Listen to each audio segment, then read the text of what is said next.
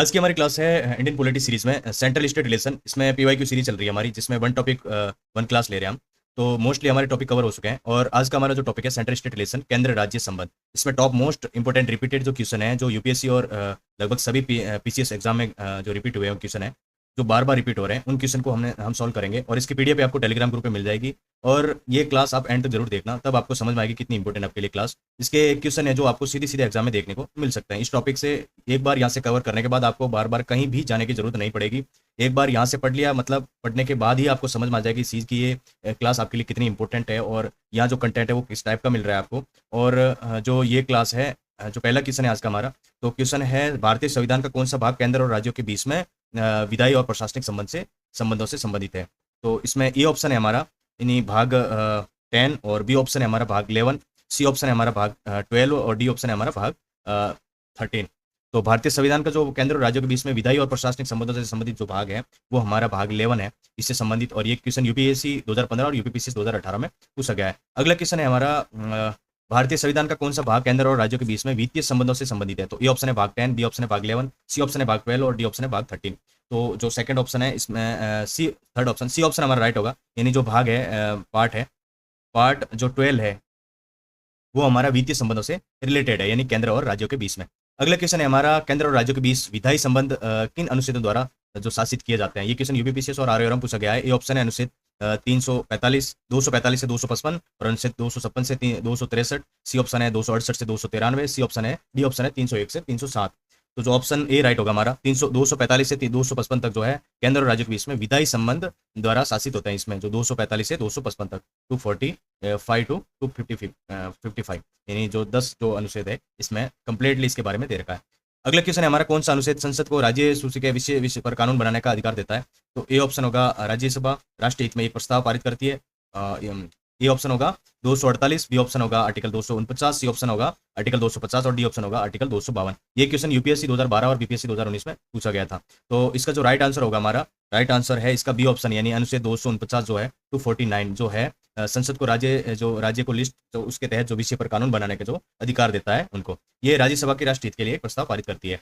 अगला जो क्वेश्चन है हमारा क्वेश्चन नंबर 5 और क्वेश्चन है अनुच्छेद 249 के तहत राज्यसभा द्वारा पारित प्रस्ताव का समर्थन किसके द्वारा किया जाना चाहिए। यूपीपीसीएस और यूकेपीसीएस पूछा गया क्वेश्चन है। ये साधारण बहुमत, पूर्ण बहुमत सी है, उपस्थित और मतदान करने वाले सदस्य को 2/3 बहुमत, और डी ऑप्शन है राज्यों का अनुसमर्थन के साथ विशेष बहुमत। और अगला क्वेश्चन है इसका जो क्वेश्चन का जो राइट आंसर है हमारा, राइट आंसर है ऑप्शन सी, यानी उपस्थित और मतदान करने वाले सदस्यों का 2/3 बहुमत होना चाहिए। इसके साथ साथ मैं आपको जो मैं क्वेश्चन पढ़ रहा हूँ और साथ में जो ऑप्शन दे रखे हैं उसके साथ में आपको कमेंट में इसका आंसर बताना है, ताकि आपकी प्रैक्टिस और ज़्यादा अच्छी हो सके। मैं तो बता ही रहा हूँ लेकिन फिर भी आपको बताना जरूरी है, जिससे आपकी प्रैक्टिस बेहतर हो सके। और एक स्टूडेंट के लिए जो क्या जरूरी है क्या नहीं है, एक टीचर से ज़्यादा उससे ज़्यादा कोई नहीं समझ सकता कि उसके लिए क्या ज़्यादा इंपॉर्टेंट है और क्या नहीं। तो एग्जाम से रिलेटेड चीज़ें, सारी चीज़ें हम अच्छे से फॉलो करेंगे। क्वेश्चन नंबर 6 है हमारा राष्ट्रीय आपातकाल के दौरान राज्य सूची के विषय पर कानून बनाने की संसद की शक्ति किस अनुच्छेद से प्राप्त होती है। तो ए ऑप्शन में अनुच्छेद 249, बी ऑप्शन है 250 और सी ऑप्शन हमारा 252 और डी ऑप्शन है हमारा अनुच्छेद 253। तो ऑप्शन बी राइट होगा हमारा कि अनुच्छेद 250 जो है, जो राज्य की लिस्ट है, जो power of legislation on state list subject, तो उसमें जो स्टेट लिस्ट की जो सब्जेक्ट है उसके तहत जो कानून बनाने की संसद की शक्ति जो 250 अनुच्छेद से प्राप्त होती है। अगला क्वेश्चन है कौन सा अनुच्छेद संसद को 2 या 2 से अधिक राज्यों की सहमति से जो स्टेट सब्जेक्ट की लिस्ट है उस विषय पर कानून बनाने की अनुमति देता है। तो ए ऑप्शन है 249, बी ऑप्शन है 250, सी ऑप्शन है 252, डी ऑप्शन है 253। तो इसमें जो राइट आंसर है हमारा सी ऑप्शन, यानी 252 जो ऑप्शन है, 52 नंबर है जो है आर्टिकल, वो है जो संसद को 2 या अधिक राज्यों पर संबंधित से जो सब्जेक्ट लिस्ट होती है राज्य से रिलेटेड, उस पर कानून बनाने की अनुमति देता है। अगला क्वेश्चन है हमारा क्वेश्चन नंबर 8, अंतर्राष्ट्रीय संधियों और समझौतों को लागू करने के लिए संसद किस अनुच्छेद के तहत राज्य सूची विषयों पर कानून बना सकती है। तो ये ऑप्शन है अनुच्छेद 250, बी ऑप्शन है 252, सी ऑप्शन है अनुच्छेद 253, डी ऑप्शन है अनुच्छेद 254। तो इस क्वेश्चन का जो है ये यूपीपीसीएस और यूपीएससी में पूछा गया था क्वेश्चन, आरआरबी में भी 2016 में पूछा गया था क्वेश्चन ये। और इसका जो राइट ऑप्शन है वो है हमारा सी ऑप्शन, यानी अनुच्छेद 253 के तहत जो है अंतर्राष्ट्रीय संधियां और समझौतों को लागू करने के लिए संसद जो है उस अनुच्छेद के तहत राज्य सूची में विषय पर कानून बना सकती है। अगला क्वेश्चन है समवर्ती सूची के विषय पर केंद्रीय कानून और राज्य कानून के बीच विसंगति यानी टकराव के मामले में कौन सा अनुच्छेद समाधान से संबंधित है। तो इसके लिए ए ऑप्शन है 248, बी ऑप्शन है अनुच्छेद 252, सी ऑप्शन है 256 और डी ऑप्शन है 256। ऑप्शन सी राइट होगा हमारा, आर्टिकल जो है आर्टिकल 254 है जो है इसके तहत इस मामलों के समाधान से संबंधित है। अगला क्वेश्चन है हमारा क्वेश्चन नंबर 10 और अनुच्छेद 254 के तहत समवर्ती सूची और के विषय पर राज्य का कानून केंद्रीय कानून पर हावी हो सकता है। ये यूपीएससी और बीपीएससी में पूछा गया था क्वेश्चन। ऑप्शन में इसे विशेष बहुमत से पारित किया गया हो और इसे राज्यपाल की पूर्व सिफारिश प्राप्त हो, और सी ऑप्शन है इसे राष्ट्रपति के विचारात आरक्षित रखा गया और इसकी सहमति प्राप्त हो गई हो। डी ऑप्शन है इसे सर्वोच्च न्यायालय द्वारा मान्य किया गया हो। तो इसका जो सी ऑप्शन राइट होगा हमारा, इसे राष्ट्रपति के विचारात आरक्षित रखा गया हो और जो उनकी सहमति प्राप्त हो गई हो। अगला क्वेश्चन है हमारा क्वेश्चन नंबर 11 और क्वेश्चन है भारतीय कानून बनाने की अवशिष्ट शक्तियां किस अनुच्छेद के तहत संसद में निहित है। और ऑप्शन ए है अनुच्छेद 245, बी ऑप्शन अनुच्छेद 246, सी ऑप्शन है अनुच्छेद 248, डी ऑप्शन है 249। तो जो भारत में जो कानून बनाने की अवशिष्ट शक्तियां हैं, जो आर्टिकल हमारा है सी ऑप्शन यानी 248 के तहत संसद में निहित है। यानी अगला क्वेश्चन है हमारा, इसका जो कौन कौन से एग्जाम में रिपीट हुआ क्वेश्चन, ये साइड में मैंने लिख लिया ऑलरेडी, ताकि आपको पता रहे कि कौन से एग्जाम में बार बार पूछा गया क्वेश्चन है। ये क्वेश्चन बहुत ज़्यादा इंपॉर्टेंट है और स्पेशली उनके लिए बनाई है मैंने, जो यूपीएससी और स्टेट पीसीएस दोनों को कंबाइंड फॉलो कर रहे हैं, उनके लिए वन टॉपिक वन जो पीवाईक्यू सीरीज चल रही है बहुत ज़्यादा इंपॉर्टेंट है। ये हमारे प्लेलिस्ट में जाकर आप सारी क्लासेस देख सकते हो, जो आपके लिए बहुत ज़्यादा इंपॉर्टेंट कंप्लीट पॉलिटी कंप्लीट करवाई मैंने, उसके साथ में सारे सब्जेक्ट लेके चलेंगे। क्वेश्चन नंबर 12 है, कौन सा अनुच्छेद संसद द्वारा बनाए गए कानून का अनुपालन सुनिश्चित करने के लिए राज्य और संघ को दायित्व से संबंधित है। तो ये ऑप्शन होगा 256, बी ऑप्शन है अनुच्छेद 257, सी ऑप्शन अनुच्छेद 258, डी ऑप्शन है 261। तो इसमें राइट ऑप्शन है हमारा ए ऑप्शन यानी 256 के तहत है, संसद द्वारा बनाए गए कानून का अनुपालन सुनिश्चित करने के लिए राज्य और संघ का दायित्व से संबंधित है। अगला क्वेश्चन है हमारा क्वेश्चन नंबर 13 और यह है, कौन सा अनुच्छेद केंद्र को राष्ट्रीय या सैन्य महत्व के संसाधनों के निर्माण और रखरखाव से संबंध में राज्यों को निर्देश देने का अधिकार देता है। तो ए ऑप्शन है अनुच्छेद 256, बी ऑप्शन है अनुच्छेद 257 और सी ऑप्शन है हमारा अनुच्छेद 258 और डी ऑप्शन है हमारा अनुच्छेद 252। तो ऑप्शन हमारा बी राइट होगा, यानी 257 जो है ये केंद्र और राष्ट्रीय या सैन्य महत्व के साधनों के निर्माण और रखरखाव के संबंध में राज्य को निर्देश देने का अधिकार देता है। अगला क्वेश्चन है, अंतर्राज्यीय नदियों या नदी घाटियों के जल से संबंधित विवादों को न्याय निर्णय किसके अंतर्गत किया जाता है। तो ये ऑप्शन है आर्टिकल 261, बी ऑप्शन है आर्टिकल 262, सी ऑप्शन है आर्टिकल 263, डी ऑप्शन है आर्टिकल 280। तो जो है इसका जो आंसर होगा हमारा, जो बी ऑप्शन यानी आर्टिकल 262 जो है अंतर्राज्यीय नदियों नदी घाटियों के जल से संबंधित विवादों का न्याय निर्णय, जो इसका निर्णय जो लेता है उसके अंतर्गत आर्टिकल 262 के अंतर्गत आता है। अगला क्वेश्चन है, अनुच्छेद 262 के अनुसार अंतर्राज्यीय जल विवादों के न्याय निर्णय का प्रावधान कौन कर सकता है। तो ए ऑप्शन है राष्ट्रपति, बी ऑप्शन है सर्वोच्च न्यायालय, सी ऑप्शन है कानून द्वारा संसद, डी ऑप्शन है अंतर्राज्यीय परिषद। तो जो ये आरओ बीपीएससी 2018 में पूछा गया था क्वेश्चन, और इसका जो राइट आंसर होगा हमारा सी ऑप्शन यानी कानून द्वारा संसद में इसके तहत जल विवादों का न्याय निर्णय का प्रावधान किया गया है, जो आर्टिकल 262 के अंतर्गत आता है। अगला क्वेश्चन है, संसद द्वारा अंतर्राज्यीय जल विवाद अधिनियम किस वर्ष अधिनियमित किया गया था। यानी जो इसका है पार्लियामेंट ने कौन सी ईयर में इसको इंटर स्टेट वाटर डिस्प्यूट को जो है एनेक्टेड किया था, अधिनियमित किया गया था। तो ऑप्शन में है 1950 में, 1956 में, 1962 में और 1971 में। तो ऑप्शन बी राइट होगा हमारा, 1956 में जो है जल विवादों के बारे में अधिनियमित किया गया था, और ये क्वेश्चन यूपीपीसीएस और एमपीपीएस में आया गया था। अगला क्वेश्चन है हमारा क्वेश्चन नंबर 17, कौन सा अनुच्छेद अंतर्राज्यीय परिषद की स्थापना का प्रावधान करती है। यानी जो इंटर स्टेट जो है काउंसिल है उसकी स्थापना का प्रावधान कौन से आर्टिकल में है। तो article 261, article 262, article 263, D option article 264। तो जो इसका सी ऑप्शन राइट है, यानी आर्टिकल जो है 263 में जो है अंतर्राज्यीय परिषद की स्थापना के बारे में बताया गया है। यूपीएससी बीपीएससी में पूछा गया क्वेश्चन है। अगला क्वेश्चन है हमारा, अंतर्राज्यीय परिषद स्थापित करने का संवैधानिक अधिकार किसके पास है। तो ए ऑप्शन है प्रधानमंत्री के पास, बी ऑप्शन है संसद के पास, सी ऑप्शन राष्ट्रपति, डी ऑप्शन है सर्वोच्च न्यायालय। यूपीपीसीएस और जेपीएससी में पूछा गया क्वेश्चन है ये, और जो इसका आंसर है हमारा सी ऑप्शन राइट है, यानी राष्ट्रपति के पास जो अंतर्राज्यीय परिषद की स्थापना करने का अधिकार है। किसके पास है, प्रेसिडेंट के पास। याद रखना, प्रेसिडेंट के पास जो अंतर्राज्यीय परिषद की स्थापना करने का अधिकार एकमात्र है जो है राष्ट्रपति के पास। अगला हमारा क्वेश्चन है, अंतर्राज्यीय परिषद पहली बार किस वर्ष स्थापित की गई थी। तो ए ऑप्शन है 1956, बी ऑप्शन है 1983, सी ऑप्शन है 1990 और डी ऑप्शन है हमारा 1992। तो कौन सा राइट है इसमें, ऑप्शन सी हमारा राइट होगा। 1990 में जो अंतर्राज्यीय परिषद की पहली जो है वर्ष पहली बार स्थापित की गई थी, और ये क्वेश्चन है जो यूपीएससी और बीपीएससी में पूछा गया क्वेश्चन है। अगला क्वेश्चन है, केंद्र राज्य संबंधों पर सरकारी आयोग की नियुक्ति कब की गई थी। तो ये ऑप्शन है 1969 और बी ऑप्शन है 1977, सी ऑप्शन है 1983, डी ऑप्शन है 2007। तो ऑप्शन बी हमारा सी ऑप्शन राइट होगा हमारा। 1983 में जो है केंद्र राज्य संबंध यानी सेंटर और स्टेट की जो है रिलेशन के बाद जो अपॉइंटेड है केंद्रीय राज्य संबंधों पर सरकारी आयोग की नियुक्ति की गई थी। किसकी की थी, सरकारी आयोग। कब की थी, 1983। याद रखना 1983 मतलब सरकारी आयोग की नियुक्ति की गई थी केंद्र राज्य संबंधों पर। ये क्वेश्चन यूपीपीसीएस और आरओ में पूछा गया था। अगला क्वेश्चन है हमारा, सरकारी आयोग के अध्यक्ष कौन थे। तो ये ऑप्शन है R S Sarkaria, B option है एम एस पुंसी और सी ऑप्शन है पीवी राजमन्नार, डी ऑप्शन है वी सिलैया। तो इसका जो राइट आंसर होगा हमारा वो है ये ऑप्शन यानी आर एस सरकारिया जो है, आर एस सरकारिया जो है आयोग के अध्यक्ष थे, जो सरकारी आयोग के मेन अध्यक्ष थे। और सरकारी आयोग ने जो सिफारिश की थी कब की थी 1983 में, किसके लिए, और इसकी नियुक्ति कब की थी 1983 में, और केंद्र राज्य संबंधों के बारे में। यूपीपीसीएस और एमपीपीसीएस बीपीएससी सब में पूछे गए ये क्वेश्चन है, बहुत इंपॉर्टेंट क्वेश्चन है। और इसके जो बाकी ऑप्शन है जैसे एम मुंशी, इसके बारे में आप कमेंट सेक्शन में बताएंगे मुझे सारे, ताकि आपकी और प्रैक्टिस हो। और अगला क्वेश्चन है हमारा, केंद्र राज्य संबंधों पर पूंछी आयोग किस वर्ष स्थापित किया गया था। यूपीपीसीएस और यूपीएससी में ये क्वेश्चन पूछा गया था। ये ऑप्शन है 1990, बी ऑप्शन 1998, सी ऑप्शन है 2002 और डी ऑप्शन 2007। तो जो इसका राइट आंसर है डी ऑप्शन हमारा 2007 में जो है केंद्र राज्य संबंध में पुंछी आयोग जो है उसकी स्थापित की गई थी। पुंछी आयोग कब स्थापित किया गया था 2007 में। 2007 मतलब पुंछी आयोग, पुंछी कमीशन कब किया गया था 2007 में, याद रखना, ये बहुत इंपॉर्टेंट क्वेश्चन है। अगला क्वेश्चन है हमारा, केंद्र राज्य संबंधों पर राजमनार समिति, राजमनार समिति किस राज्य की सरकार द्वारा नियुक्त की गई थी। ये ऑप्शन है केरल, बी ऑप्शन है पश्चिम बंगाल, सी ऑप्शन है तमिलनाडु और डी ऑप्शन है कर्नाटक। तो राजमनार जो है वो कब की गई थी बताओ। तमिलनाडु। राजा जो मूवियों में दिखाते हैं सबसे ज्यादा कहाँ पर, तमिलनाडु में। कहाँ पर, तमिलनाडु में, याद रखना। राजमनार समिति मतलब तमिलनाडु, मन्नार, राज मन्नार मतलब तमिलनाडु, टीएन, राजमनार मन्नार मतलब तमिलनाडु। ठीक है, राज्यों की नियुक्ति कब की जाती है, जब बाल उम्र में। राजमनार समिति किस प्रकार से, राजमनार तमिलनाडु, केंद्र राज्य संबंधों पर राजमनार समिति है, राज्य की सरकार पर नियुक्त की गई थी, वो थी तमिलनाडु, राज्य तमिलनाडु, राजमनार मतलब तमिलनाडु। याद रखना, ये क्वेश्चन बीपीएससी 2020 में और यूपीपीएससी 2022 में पूछा गया। ये सारे क्वेश्चन मैं आपको ऐसे रटवा दूंगा कि एग्जाम में जब भी आएगा ना तो आपको मतलब पहले देखते ही सीधा क्वेश्चन, ऑप्शन देखने की जरूरत नहीं पड़ेगी, डायरेक्ट ऑन द स्पॉट आपका सीधा पहला ऑप्शन देखते ही, जो ऑप्शन राइट होगा उसको देखते ही समझ में आ जाएगा। राज्य के लिए अधिक स्वायत्ता की मांग करने वाला आनंदपुर साहिब प्रस्ताव 1973 किसके द्वारा अपनाया गया था। तो ए ऑप्शन है डीएमके, बी ऑप्शन है अकाली दल, सी ऑप्शन है सीपीआईएम और डी ऑप्शन है तेलुगु देशम पार्टी। तो कौन सा राइट है इसमें, बताओ जल्दी कमेंट सेक्शन में। बी ऑप्शन है अकाली दल, अकाली दल है जो है अधिक स्वायत्ता की मांग करने वाला आनंदपुर साहिब प्रस्ताव, यानी 1973 में अपनाया गया था, किसके द्वारा, अकाली दल। यूपीपीसीएस और यूपीएससी में पूछा गया था क्वेश्चन, बहुत इंपॉर्टेंट क्वेश्चन। अगला क्वेश्चन है हमारा, कौन सा अनुच्छेद केंद्र द्वारा राज्यों को सहायता अनुदान से संबंधित है।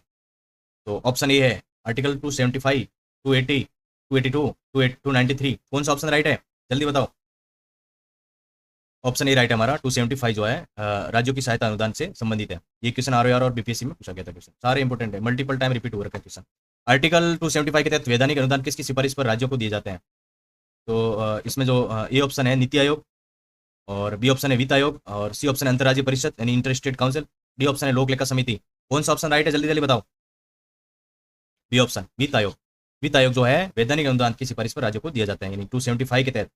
अगला क्वेश्चन है, अब इसमें मैं बार बार ये नहीं बोलूंगा कि कौन सा एग्जाम रिपीट हुआ, सामने लिखा हुआ है और आप इस चीज को देख लो क्योंकि टाइम बहुत ज्यादा इंपॉर्टेंट है आपके लिए।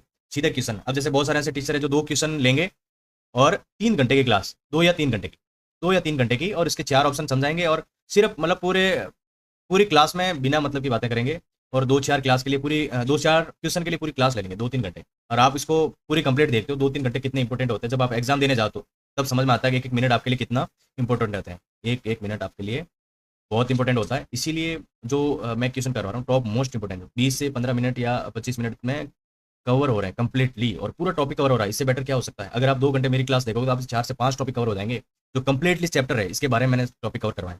तो जो क्वेश्चन है, कौन सा अनुच्छेद वित्त आयोग की स्थापना का प्रावधान करता है, बताओ आंसर। ए ऑप्शन है आर्टिकल 275, बी ऑप्शन है 280, सी ऑप्शन है 282 और डी ऑप्शन है हमारा आर्टिकल 315। तो कौन सा राइट होगा इसमें, बी ऑप्शन 280 जो है वित्त आयोग की स्थापना से प्रावधान करता है, किसमें 280, किसमें 280 मतलब वित्त आयोग की स्थापना, कौन से आर्टिकल के तहत 280, कौन सी ईयर में वो भी बता देना आप। अगला क्वेश्चन हमारा, संघ और राज्य द्वारा विवेकाधीन अनुदान किस अनुच्छेद के तहत दिए जाते हैं। ए ऑप्शन है अनुच्छेद 275, बी ऑप्शन है अनुच्छेद 280, सी ऑप्शन है 282, डी ऑप्शन है 292। तो राइट आंसर है हमारा सी ऑप्शन 282 के तहत संघ और राज्य द्वारा विवेकाधीन अनुदान 282 अनुच्छेद के तहत दिए जाते हैं। अगला क्वेश्चन है हमारा, जीएसटी परिषद एक संवैधानिक निकाय है जिसकी स्थापना किस अनुच्छेद के तहत की जा सकती है, बताओ। आर्टिकल 279 ए, आर्टिकल 288, आर्टिकल 269 ए, आर्टिकल 246 ए। कौन सा ऑप्शन राइट है इसमें, ऑप्शन ए इसमें राइट होगा, यानी 279 ए है इसके तहत जीएसटी परिषद यानी जो जीएसटी काउंसिल है जो है इसके तहत दी गई है, जीएसटी काउंसिल है। अगला क्वेश्चन है हमारा, जीएसटी परिषद का अध्यक्ष कौन होता है, जीएसटी परिषद है इसका अध्यक्ष कौन होता है। ए प्रधानमंत्री, बी केंद्रीय वित्त मंत्री, सी ऑप्शन राष्ट्रपति, डी ऑप्शन है आरबीआई गवर्नर। तो जो उसका जो अध्यक्ष होता है वो केंद्रीय वित्त मंत्री है जो जीएसटी परिषद का अध्यक्ष होता है, यानी से उसका चेयरमैन होता है,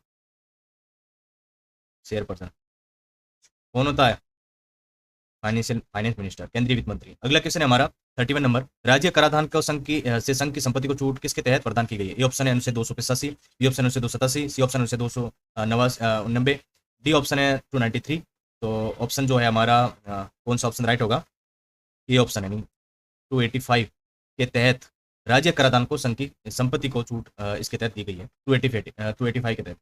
अगला हमारा क्वेश्चन है 32 नंबर, संघ कराधान के से राज्य की संपत्ति और आय की छूट किसके तहत प्रदान की गई है? ए ऑप्शन अनुच्छेद 285, बी ऑप्शन अनुच्छेद 289, सी ऑप्शन अनुच्छेद 292, डी ऑप्शन अनुच्छेद 293। तो ऑप्शन बी राइट होगा हमारा 289। आर्टिकल 289 के तहत राज्य की संपत्ति और आय को छूट जो 289 के तहत प्रदान की गई है। कौन से आर्टिकल के तहत दी गई है? 289 के तहत क्या दिया गया है? संघ कराधान से राज्य की संपत्ति और आय को छूट प्रदान की गई है। कौन से में? 289, याद कर लेना, बहुत इंपॉर्टेंट क्वेश्चन है सारे। अगला है आर्टिकल 293 के तहत एक राज्य भारत सरकार की सहमति के बिना ऋण नहीं ले सकता। कौन से आर्टिकल के तहत? 293। ऋण राशि है 1000 करोड़ से अधिक, पिछले केंद्रीय ऋण का कोई भी हिस्सा बकाया हो। सी ऑप्शन राज्य में राष्ट्रपति शासन लागू हो, डी ऑप्शन आरबीआई अनुमति देने से इनकार कर दे। राइट आंसर बताओ जल्दी से।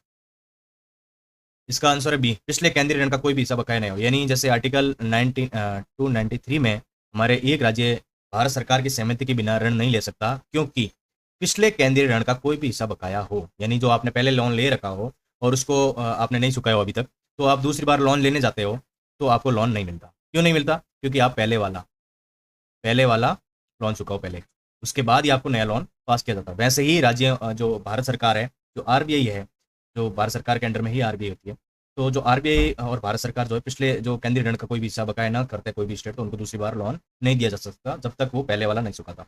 अगला क्वेश्चन है हमारा 34 नंबर, क्षेत्रीय परिषद संवैधानिक निकाय नहीं है बल्कि किसके द्वारा स्थापित वैधानिक निकाय है? तो ए ऑप्शन है संविधान 7वां संशोधन अधिनियम, बी ऑप्शन राज्य पुनर्गठन अधिनियम 1956, सी ऑप्शन है अंतर्राज्य परिषद आदेश 1990 और सी डी ऑप्शन है सरकारी आयोग। तो ऑप्शन बी राइट होगा हमारा, राज्य पुनर्गठन अधिनियम 1956 के तहत जो है क्षेत्रीय परिषदें संवैधानिक निकाय नहीं है बल्कि जो है राज्य पुनर्गठन अधिनियम 1956 के तहत स्थापित वैधानिक निकाय। क्या है? वैधानिक निकाय। क्षेत्रीय परिषदें वैधानिक निकाय है, याद रखना। अगला क्वेश्चन है क्षेत्रीय परिषद को उपाध्यक्ष के रूप में कौन कार्य करता है? इनके वाइस चेयरमैन के रूप में कौन कार्य करता है? तो ये ऑप्शन है केंद्रीय गृह मंत्री, बी ऑप्शन है रोटेशनल द्वारा क्षेत्र के राज्यों में मुख्यमंत्री, सी ऑप्शन है मेजबान राज्य के राज्यपाल, डी ऑप्शन है प्रधानमंत्री।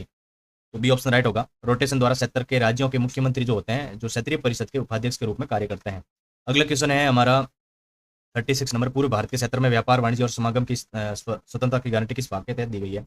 ये ऑप्शन है भाग 11, बी ऑप्शन है भाग 12, सी ऑप्शन है भाग जो है 13 और डी ऑप्शन है भाग 14। तो कौन सा ऑप्शन राइट है हमारा? सी ऑप्शन यानी भाग 13। भाग 13 के तहत पूरे भारत में क्षेत्र व्यापार वाणिज्य और समागम की स्वतंत्रता की गारंटी दी गई है। अगला क्वेश्चन है हमारा कौन सा अनुच्छेद संघ पर प्रत्येक राज्य को बाहरी आक्रमण और आंतरिक अशांति से बचाने का कार्य कर्तव्य थोपता है? तो आर्टिकल ये पहली क्लास में भी हमने पढ़ चुका है क्वेश्चन। तो आर्टिकल 352, आर्टिकल 355, आर्टिकल 356 और आर्टिकल 365। तो आर्टिकल 355 है, इसके तहत है जो संघ पर प्रत्येक राज्य को बाहरी आक्रमण और आंतरिक अशांति से बचाने का कार्य थोपता है। कौन से किसके तहत? आर्टिकल 355 के तहत। अगला क्वेश्चन है हमारा जो है अनुच्छेद 365 कहता है कि यदि कोई राज्य संघ द्वारा दिए गए निर्देश को पालन करने में विफल रहता है तो ऑप्शन ए मुख्यमंत्री का इस्तीफा देना होगा, बी ऑप्शन है राष्ट्रपति के लिए यह मानना वेद होगा कि ऐसी स्थिति उत्पन्न हो गई है जिसमें राज्य की सरकारें इस संविधान का प्रावधानों के अनुसार नहीं चलाई जा सकती, सी ऑप्शन है सर्वोच्च न्यायालय के प्रशासन के अपने हाथ में ले लेता है, डी ऑप्शन राज्य विधानमंडल स्थायी रूप से भंग कर दिया जाता है।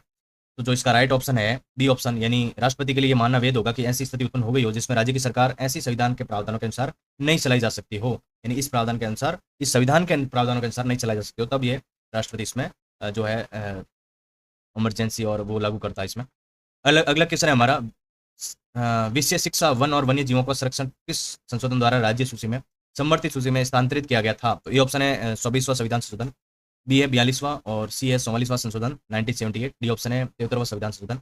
तो जो ऑप्शन हमारा है बी ऑप्शन राइट होगा, 42वां संविधान संशोधन 1976 के तहत ही शिक्षा, वन और वन्य जीवों का संरक्षण इस राज्य सूची से समर्थित सूची में स्थानांतरित किया गया था, यानी जो है स्टेट लिस्ट से कॉन्करेंट लिस्ट में जो है ईएमडी द्वारा इसको ट्रांसफर किया गया था 1976 में। अगला क्वेश्चन है हमारा, क्वेश्चन है कौन सा अनुच्छेद संसद को नई अखिल भारतीय सेवा बनाने का अधिकार देता है? ये तो ऑप्शन है 311, B option article 312, C option है 315 और डी ऑप्शन है 320। ऑप्शन बी राइट होगा हमारा, 312 के तहत संसद को नई अखिल भारतीय सेवा बनाने का अधिकार देता है। संसद में कौन राज्यसभा या लोकसभा बनाती है, तो नई अखिल भारतीय सेवा बनाने का अधिकार है वो हमारे जो है राज्यसभा के पास है। ये स्पेशल उनको अलग से पावर दी गई है। राज्यसभा जैसे जॉइंट पब्लिक सर्विस जैसे या फिर जैसे यूपीएससी की तरफ राज्यों में भी एक या दो राज्यों को मिला के एक जॉइंट पब्लिक सर्विस वो बना सकते हैं। अगला क्वेश्चन है, नई अखिल भारतीय सेवा बनाने का प्रस्ताव किसके द्वारा पारित किया जाना चाहिए? तो ए ऑप्शन लोकसभा द्वारा साधारण बहुमत से, बी ऑप्शन है उपस्थित और मतदान करने वाले सदस्यों के 2/3 बहुमत से, राज्यसभा द्वारा, सी ऑप्शन है दोनों सदनों द्वारा विशेष बहुमत से, डी ऑप्शन है अंतर्राज्य परिषद से। तो ऑप्शन इसका बी राइट होगा, यानी हमारे उपस्थित और मतदान करने वाले 2/3 बहुमत से राज्यसभा द्वारा। मैंने पहले ही ऊपर ही बता दिया आपको इसका आंसर। अगला क्वेश्चन है, कौन सा केंद्र द्वारा लगाया जाता है कि लेकिन राज्य द्वारा एक तरह और विनियोजित किया जाता है? कौन सा कर जो है केंद्र द्वारा लगाया जाता है लेकिन राज्य द्वारा एक तरह और विनियोजित किया जाता है? ए ऑप्शन है आयकर, बी ऑप्शन है विनिमय बिलों और स्टाम्प शुल्क, सी ऑप्शन है निगम कर, डी ऑप्शन है सीमा शुल्क। तो बी ऑप्शन राइट होगा हमारा, विनिमय बिलों पर स्टाम्प शुल्क जो है ये राइट होगा। ये राज्य द्वारा जो है एक तरह और विनियोजित किया जाता है, लेकिन लगाया तो सेंट्रल के द्वारा लगाया जाता है, केंद्रीय सरकार द्वारा। सरकारी संघवाद के एक मंच के रूप में राष्ट्रीय विकास परिषद एनडीसी और योजना आयोग की जगह किस संस्था ने ले ली है? तो ऑप्शन में है वित्त आयोग, बी ऑप्शन है नीति आयोग, सी ऑप्शन है अंतर्राज्यीय परिषद, डी ऑप्शन है क्षेत्रीय परिषद। तो इसमें बी ऑप्शन राइट होगा हमारा, नीति आयोग ने जो है सहकारी संघवाद के एक मंच के रूप में राष्ट्रीय विकास परिषद एनडीसी और योजना आयोग, यानी योजना आयोग को कब खत्म कर दिया था पता ना आप, और जो फिर वापस हमारा नीति आयोग कब लागू किया गया था, तो इसकी जगह है वो नीति आयोग ने ले ली थी। अगला क्वेश्चन है हमारा, सार्वजनिक व्यवस्था और पुलिस 7वीं अनुसूची का किस सूची में आते हैं? तो ये सार्वजनिक व्यवस्था है वो पहली है जो यूनियन लिस्ट, बी है स्टेट लिस्ट, सी है जो समवर्ती जो सूची है कॉन्करेंट लिस्ट, डी ऑप्शन है रेजिडियरी लिस्ट। तो ऑप्शन बी राइट होगा हमारा, जो स्टेट लिस्ट है उसके तहत जो है पुलिस 7वीं सूची के तहत आती है। अगला क्वेश्चन है हमारा, भारतीय संदर्भ में असममित संघवाद यानी का सामान्य अर्थ क्या है? तो ये ऑप्शन एक राज्य से दूसरे राज्य की तुलना में अधिक सांसद होना, बी ऑप्शन है कुछ राज्यों के लिए विशेष प्रावधान जैसे अनुच्छेद 371, बी ऑप्शन है केंद्र का वित्तीय प्रभुत्व, डी राज्यों में अलग अलग सत्ताधारी दल। तो इसका जो राइट आंसर होगा बी ऑप्शन, यानी कुछ राज्यों के लिए विशेष प्रावधानों जैसे आर्टिकल 370 के तहत, जिसमें असमित संघवाद का सामान्य अर्थ दिया गया है। अगला क्वेश्चन है हमारा, असम, मेघालय, त्रिपुरा, मिजोरम और जनजातीय क्षेत्रों के प्रशासन को कौन सी अनुसूची संबंधित है? तो ये ऑप्शन है 5वीं, बी ऑप्शन है 6ठी, 7वीं और 9वीं अनुसूची। कौन सी है? तो ऑप्शन बी राइट होगा हमारा, 6ठी अनुसूची के तहत एएमटीएम, यानी मैं आपको शॉर्ट ट्रिक बता देता हूँ, एएमटीएम असम, मेघालय, त्रिपुरा, मिजोरम, जनजातीय कौन से सूची में शामिल किया गया? 6। ये कितने 4 है, इसमें क्या जोड़े 2, कितना हो जाएगा 6। 6ठी अनुसूची के तहत कहाँ दिया गया है? एएमटीएम जनजातियों के बारे में प्रशासन से, कौन सी अनुसूची? 6ठी, याद रख लेना। अगला क्वेश्चन है हमारा, भारत में सहकारी संघवाद की अवधारणा पर किस राजनीतिक विचारकों सिद्धांतों ने बहुत जोर दिया है? ए ऑप्शन है केसी वेयर, बी ऑप्शन है ग्रेनविल ऑस्टिन, सी ऑप्शन है डब्ल्यू.एस. मॉरिस जोन्स, डी ऑप्शन है फोल्स एप्पल बी। तो ऑप्शन इसमें जो राइट है बी ऑप्शन, ग्रेनविल ऑस्टिन जो है भारत में सहकारी संघवाद की अवधारणा पर जो है ग्रेनविल ऑस्टिन राजनीतिक विचारवाद ने बहुत जोर दिया था। अगला क्वेश्चन है हमारा, संविधान का अनुच्छेद 200 किससे संबंधित है? तो 200 अनुच्छेद है, राष्ट्रपति के विचारक किसी विधेयक को आरक्षित करने के राज्यपाल की शक्ति, बी ऑप्शन है अंतर्राज्यीय परिषद की स्थापना, सी ऑप्शन है संघ और राज्यों से अनुदान, मतलब संघ से राज्यों को अनुदान, डी ऑप्शन है क्षेत्रीय परिषदों का निर्माण। तो ऑप्शन ए राइट होगा हमारा, राष्ट्रपति के विचारक किसी विधेयक को आरक्षित करने के राज्यपाल की शक्ति है, जो आर्टिकल 200 में दे रखी है। अगला क्वेश्चन है हमारा, निम्नलिखित में से कौन सा निकाय केंद्र राज्य योजनाओं और समन्वय के संबंध में विस्तृत रूप से सलाहकार प्रकृति का है? ये ऑप्शन है वित्त आयोग, बी ऑप्शन है चुनाव आयोग, सी ऑप्शन है नीति आयोग, डी ऑप्शन है नियंत्रक और मालिका परीक्षक। तो सी ऑप्शन हमारा राइट होगा, नीति आयोग जो है केंद्र राज्य योजना और समन्वय संबंध में विस्तृत रूप से सलाहकार का प्रकृति है। अगला क्वेश्चन है हमारा, लास्ट क्वेश्चन है, अंतिम क्वेश्चन है, सरकारी आयोग किस अनुच्छेद के दुरुपयोग को सख्त खिलाफ था? तो ऑप्शन है, बताओ इसका right option, article 352, B option है आर्टिकल 356 और सी ऑप्शन है आर्टिकल 360, डी ऑप्शन है आर्टिकल 370। कौन सा ऑप्शन इसमें राइट है? कमेंट सेक्शन में जरूर बताना आप इसका आंसर। तो इसका जो आंसर है वो है बी ऑप्शन, यानी आर्टिकल 356 जो है राइट आंसर इसका, यानी सरकारी आयोग जो है आर्टिकल 356 के तहत दुरुपयोग के सख्त खिलाफ है, यानी 356 के खिलाफ कौन था? सरकारी आयोग। इन्होंने इसका मतलब सजेशन भी दिया था कि इसको बहुत कम और अंतिम पड़ाव में ही उपयोग किया जाए इसका।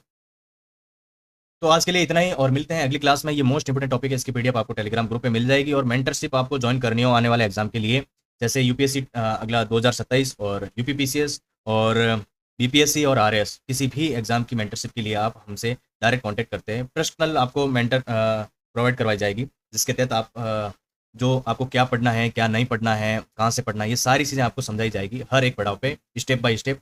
कहीं भी आपको दिक्कत आएगी तो उसके लिए हम खड़े रहेंगे। तो मिलते हैं अगली क्लास में नए टॉपिक के साथ में।